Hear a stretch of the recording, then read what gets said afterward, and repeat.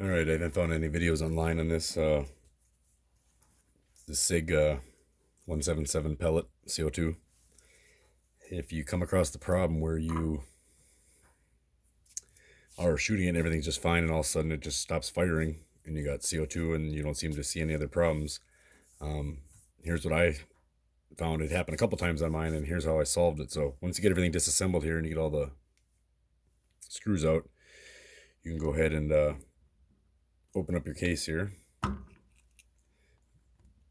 Have the barrel sticking to the right side, so that way you can lift everything up without disassembling the whole innards, I guess you will.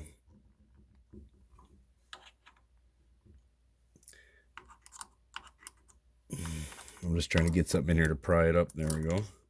So that front will lift a little bit, and then once it lifts, just lift her straight up like that. So you got this side here, which holds the safety, and that's about it. So that you can set to the side then. Now, when you get in here,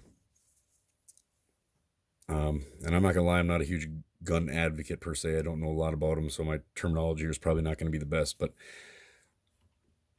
basically, I figured out that you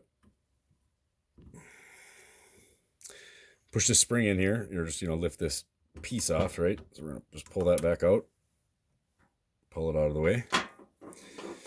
Now this slide here or whatever, you can go ahead and pull it back on the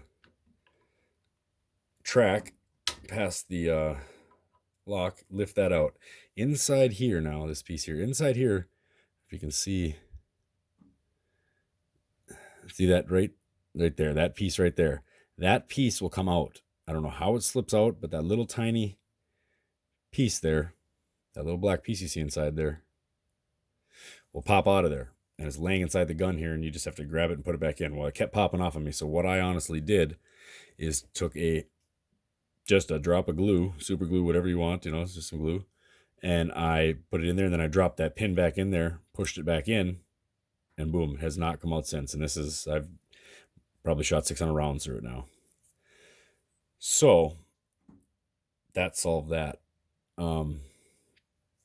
Couldn't find any videos on it, so I figured maybe help somebody. And the only other problem I've been having is, I believe, looking some other specs, if you look right up here, there's a spring that's supposed to be holding this that keeps your mechanism going up here, which will move the magazine to the next round. Well, mine wasn't releasing, it was staying down, so I constantly had to manually do it.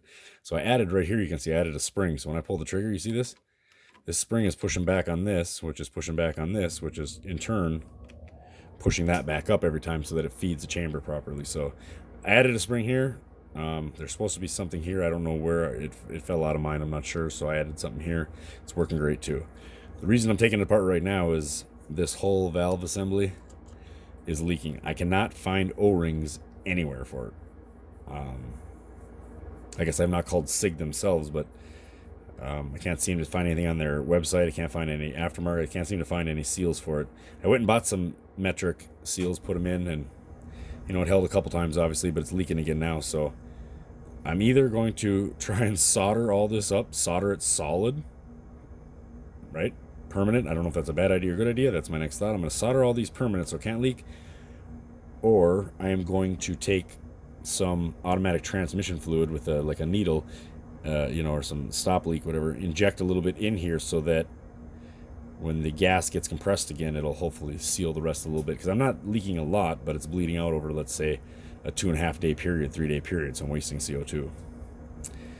Other than that, I hope that helps somebody. Have a great day.